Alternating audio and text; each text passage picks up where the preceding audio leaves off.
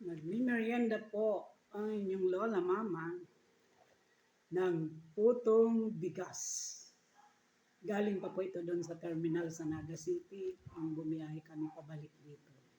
Sa Bulacan, sasawsaw natin sa kape. Namiss ko to. Malutong siya.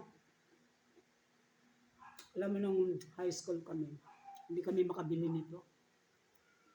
Magkano lang yun? 3 piso. 35 centimos. Isang balot. Sa papel pa nun nakabalot. Ngayon sa plastic na. Namiss ko to yung ganitong pagkain. Kaya bumili ako. Ngayon, 3.50 pesos na.